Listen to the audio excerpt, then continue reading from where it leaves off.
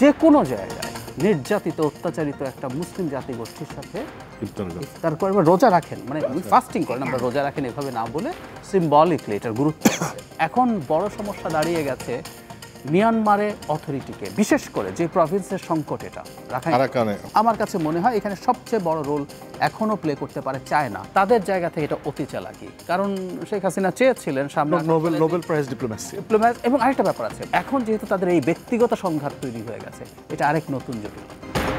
আমি ডক্টর জাহিদুর রহমান, আপনি তো রোহিঙ্গা সমস্যার কথা তো জানেন যে যখন এই 2017-তে যখন আসলো ইনফ্লাক্সটা, তখন তো আমাদের যিনি ছিলেন দায়িত্বে তিনি তো নোবেল পুরস্কারের স্বপ্ন দেখেছিলেন। এরপরে তো দ্বিপাক্ষিক আলোচনা হলো, একজনকেও ফেরত পাঠানো যায়নি, বরং এখন আরও আসছে। তো এখন আমাদের এই যে দ্বিপাক্ষিক আলোচনা মাধ্যমে কি আসলে সমাধান করা সম্ভব হবে? মোটেও না, সিচুয়েশন এখন আরও অনেক বেশি জটিল। আচ্ছা, তার আগে অ্যান্থনি গুতেরেস কেন এসছেন সেটা একটু বলি। আমরা এন্ডোর্স হয়েছি, উইচ ইজ রাইট। উনি ওনার ব্রিফিংয়ে একটা ইন্টারেস্টিং কথা বলেছেন, আসলে এটাই প্রধান কারণ তার আসার। উনি বলেছেন উনি প্রতি রমজানে, আমি ওনার ট্র্যাক রেকর্ড খুঁজে দেখি, এটা ওনার মুখে শোনা, উনি ব্রিফিংয়ে বলছেন আমাদের পররাষ্ট্র উপদেষ্টার সাথে, প্রতি রমজানে তিনি পৃথিবীতে যে কোনো জায়গায় নির্যাতিত অত্যাচারিত একটা মুসলিম জাতিগোষ্ঠীর সাথে ইফতার করেন বা রোজা রাখেন, মানে ফাস্টিং করেন, আমরা রোজা রাখেন এভাবে না বলে সিম্বলিকলি এটার গুরুত্ব আছে, রেখে তাদের সাথে দেখা করেন, তাদের প্রতি মনোযোগ আকর্ষণের চেষ্টা করেন। প্রতি রমজানে উনি এই কাজটা করেন। So it's a part of that. কারণ এই মুহূর্তে রোহিঙ্গা আসলে অলরেডি বলেছেন যে এখন $6 হয়ে যেতে পারে বা গেছে প্রায়, মানে $6 মানে হচ্ছে দিনে 24 টাকা পার হেড, মানে দিনে 24 টাকা পার হেডে আপনি এক বেলা কি 24 টাকায়, মানে একটা শুধু একটা ডিম, একটু ভাত আর ডালও আপনি অবস্থান করা 24 টাকা এক বেলায়ও হয় না, একটা মানুষের অ্যাটলিস্ট 3 বেলা খেতে হয়। সো এটা একটা মেজর ক্রাইসিস, এবং আমি সাফল্যের কোনো সম্ভাবনা দেখি না, বলে ফেলা ভালো। আমাদের প্রধান উপদেষ্টা চমৎকার একটা স্পিচ দিয়েছেন, মানে যে ইমোশন এবং কম্প্যাশন নিয়ে উনি আসলে তাদের সাথে কথা বলেছেন চিটাগংয়ের ভাষায়, রোহিঙ্গা ভাষা আসলে চিটাগংয়ের ভাষায়।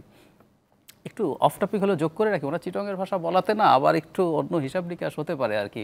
মিয়ানমার সবসময় বলে যে এরা চিটাগংয়ের লোক, ওরা ওখানে গিয়ে আছে, এরা বাঙালি, এরা আমাদের দেশের লোক না। সো এটার একটা নতুন যুক্তি তারা পেয়ে বসতে পারে। হোয়াট এভার, উনি আগামী ঈদের কথা বলছেন, যদি হয় খুব ভালো হবে আশা প্রকাশ করছেন। কিন্তু গুতেরেস তার ব্রিফিংয়ের পর একজন সাংবাদিক তাকে জিজ্ঞেস করেছিলেন, তো উনি খুব ক্লিয়ারলি বলেছেন যে আর্লি কোনো তাদের ডিগনিফাইড রিটার্ন উনি দেখেন না। আসলে এটা হবে না। এখন সমস্যাটা বলছে এখন আরও বিপদ বেড়ে গেছে, কারণ হচ্ছে এতদিন পর্যন্ত, বেশ আগ পর্যন্ত যখন প্রথম আসে তারা, তখন তো একটা অথরিটি ছিল যে কোন অথরিটির সাথে আপনি কথা বলবেন।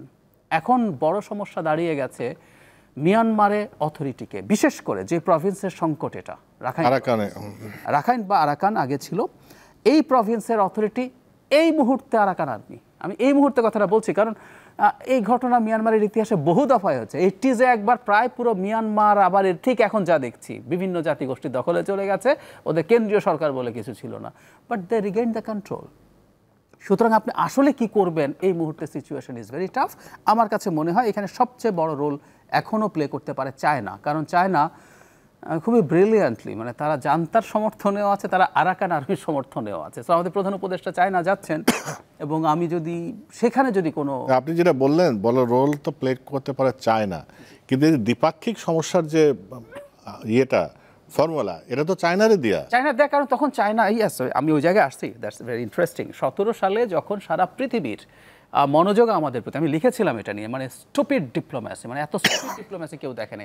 অবশ্য স্টুপিড না, এটাকে আমরা দূর থেকে স্টুপিড বলবো, তাদের জায়গা থেকে এটা অতি চালাকি। কারণ শেখ হাসিনা চেয়েছিলেন সামনে নোবেল প্রাইজ ডিপ্লোম্যাসি। এবং আরেকটা ব্যাপার আছে, 18 নির্বাচন সামনে আছে। সো তিনি চেয়েছেন, ভারত তো তার পক্ষে আছেনি, চায়নাকেও তার পক্ষে নিয়ে আসা। দেন চায়না প্রেসক্রাইব দ্যাট। সারা পৃথিবীর মনোযোগ যখন আমাদের দিকে, তখন আমরা ওই সোকল্ড একটা অ্যারেঞ্জমেন্ট সাইন করলাম। তার আগে কিন্তু ওয়াং ই এসছিলেন বাংলাদেশে, মিয়ানমারে, এবং তাদের প্রেসক্রিপশনে হয়েছে। এবং 18 সালের তথাকথিত নির্বাচনের পর চায়নার দূত সোনার নৌকা নিয়ে অভিনন্দন জানিয়ে গিয়েছিল।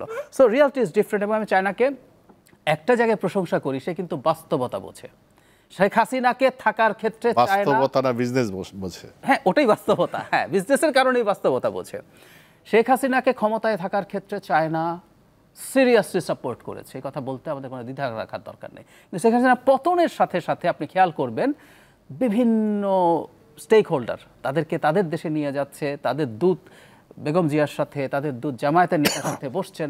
সো তারা ওই সম্পর্কটা করার চেষ্টা করছে। তো আমাদের যে সরকার প্রধান এখন আছেন, তিনি যদি এই ব্যাপারটা নিয়ে সিরিয়াসলি চান, চায়না তার স্বার্থ এবং এটাকে যদি আমাদের সাথে সম্পর্ক ডেভেলপমেন্টের একটা টুল হিসাবে মানে তাদের সামনে প্রেজেন্ট করতে পারেন, সম্ভাবনা আছে। কারণ চায়না এখন ইজ ভেরি ইগার, কারণ ইন্ডিয়া আমাদের সাথে যেহেতু নেগেটিভ অ্যাটিটিউড করছে, কোয়ার্সিভ অ্যাটিটিউড করছে, চায়না চাইবে যত বেশি সম্ভব আমাদের সাথে সুসম্পর্ক তৈরি করা।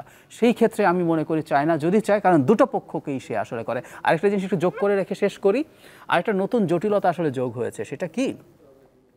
সেটা হচ্ছে রোহিঙ্গা জনগোষ্ঠী অ্যাজ এ হোল আরাকান আর্মির শত্রুতে পরিণত হয়েছে, যারা মিয়ানমারে রয়ে গেছে।